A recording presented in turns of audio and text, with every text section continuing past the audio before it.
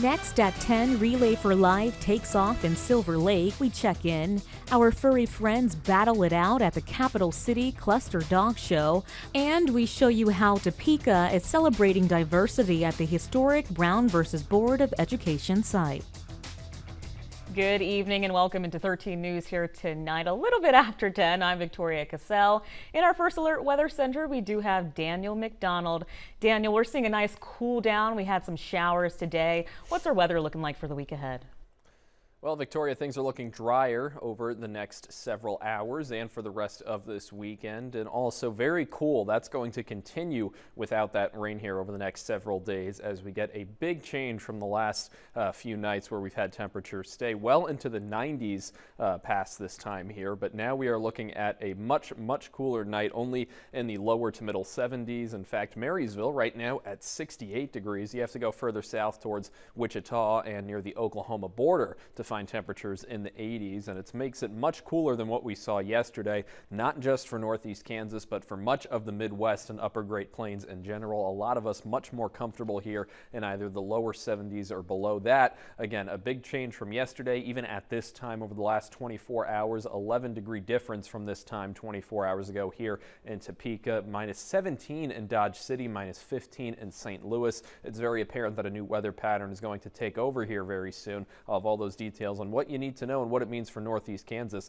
coming up later in the full forecast. All right, Daniel, thanks for that update. A Manhattan man was pronounced dead following a single vehicle fatality crash in Washington County, according to the Kansas Highway Patrol crash log. Around 12:10 yesterday, a vehicle was traveling westbound on K-148 when for an unknown reason it went off the road. Officials say the vehicle overturned and came to rest on its roof. The driver of the vehicle, 39-year-old Nicholas Bennett of Manhattan, was pronounced dead, and next of kin were notified. Bennett was not wearing a seatbelt at the time of the crash. Topeka celebrated diversity today. 13's Alex Carter, he's back from the historic Brown versus Board of Education site. Alex, what can you tell us about this event? Victoria, the free event started at 4 and featured musical performances from local artists. There are also food trucks lined up on Monroe Street and plenty of people who came out to enjoy the nice weather today. As I know where we stand. Let's see where we land. Saturday's 4th annual Get Down in T-Town featured all sorts of performances. You got spoken word, you got poetry, you got rapping, you know what I'm saying, my homie Burner Block, he's performing, Z's performing, Roger Ortega. Like when you come out here, it's a celebration of diversity. Like, you know, you never know what you're going to see. The celebration of diversity was the central theme for Saturday's event. Topeka is very diverse. And I wanted to support it. Our organization wanted to support it because our overarching theme is the enduring struggle for freedom, which is supporting the rights that have come a long way for a lot of individuals, a lot of fight for individual rights, and we want to celebrate where we are and that we're one people. Holly Zane with the Freedom's Frontier National Heritage Area says it was only fitting for the celebration to take place feet away from the Brown versus Board of Education historic site. It's amazing. This year is the 69th anniversary of Brown v. Board of Education. It was Brown v. Board that desegregated schools and made separate but equal illegal. That separate is never equal. She says remembering the past is every bit as important as celebrating the present. Folks need to know their history. They need to be proud of the history and proud of those that helped defend both the African American students, teachers, and family members that made Brown v. Board of Education happen. And Brown v. Board will celebrate its 70th anniversary next year. Back to you, Victoria. All right, Alex, thanks for that, and looked like good turnout as well. Runners braced the rain this morning for the Speedy PD at Tuttle Creek State Park. The 15th annual Speedy PD race is to raise awareness for Parkinson's disease and spread the word on the free services that Meadowlark Parkinson's program provides. The money raised provides various services for people with Parkinson's. Organizers say that despite the rain, the turnout was great. It's really overwhelming, the amount of support that we received for this event. This is the largest event that we've had in all of our 15 years. So we're super excited to have those numbers. And then, our sponsors, our vendors, the volunteers, everyone that comes out here to make sure that all of our participants and our very important people with Parkinson's disease have the best day. Braving the rain for a good cause, participants could opt for a half-mile memorial walk or run, or the 5 or 10K race. Well, Relay for Life took off in Silver Lake this evening. Silver Lake High School hosted the fundraiser for the American Cancer Society. The event started at 6 p.m. and goes until 12 a.m. Relay for Life celebrates survivors, remembers those who have been lost, and fights back as a community to end cancer. This is a family-friendly event where you can come and go anytime. My mother was part of the Shawnee County Relay for Life committee for quite a few years, and I grew up going to those events, and she sadly passed away from cancer in 2016. And so I'm kind of doing this to lead on her legacy of being a great committee member and just helping out the cause, and also to just kind of do it for her, remember her. And I will be in November 12th survivor, so this is very dear to me. We've lost a lot of loved ones in our community. Our families have all been impacted, or, like Lauren said, everywhere. But in a small community, when you know everybody, it does hit hard. Today marked the second annual Silver Lake Relay for Life. McCafferty has been the event chair in honor of her mother for the past 2 years and says she hopes they will raise $20,000 after they raised roughly $15,000 last year. Well, tons of dogs and dog lovers came out to the Capital City Cluster Dog Show today for a very wet event. 13's Madison Bickley got to see dogs, big and small, get in on the action.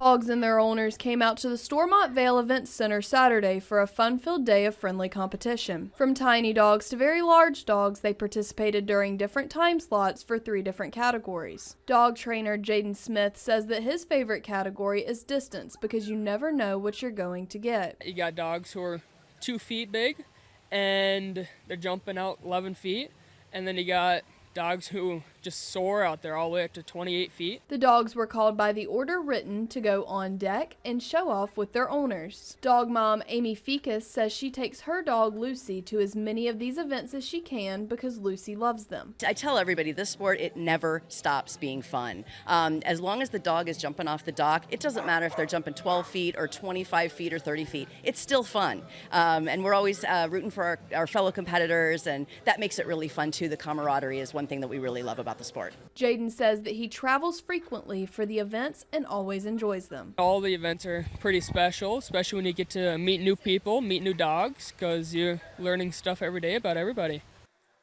Some super athletic dogs. Madison, thanks for that. Dogs and their owners had a blast, and the fun doesn't stop today.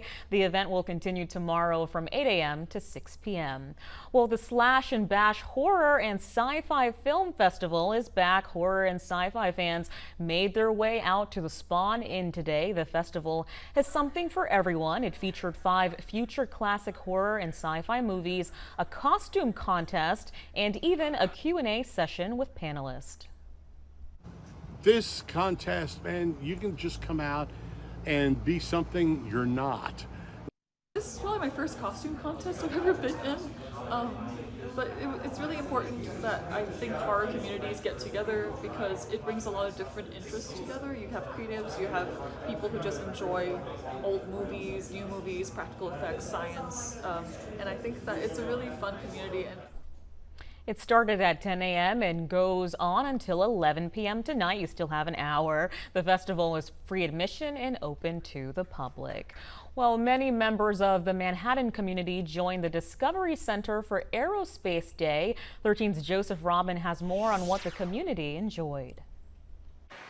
Aerospace Day featured fun STEM activities for kids that embrace the world of aviation and spaceflight. The Discovery Center partnered with Kansas State University's Salina Aerospace and Technology campus to bring the high-tech world of aviation to Manhattan. We were lucky enough to get a grant from NASA that designated us a community anchor to do programming here in Manhattan and in the region. And so today is all about the aerospace industry and how kids especially can pursue education and future careers in the aerospace sector, which is a huge multi-billion-dollar sector here in Kansas. So it's really about preparing kids for the future. Admission to the Discovery Center and all activities were free as kids got to enjoy numerous things from all the different clubs. So our main partner was K-State Salina. They brought some cool activities, a flight simulator, some demonstrations with drones. We've also got engineering students from K-State here in Manhattan. We've got a group out from KU, the Aerospace Engineering Group from KU's out here, as well as some of the local groups.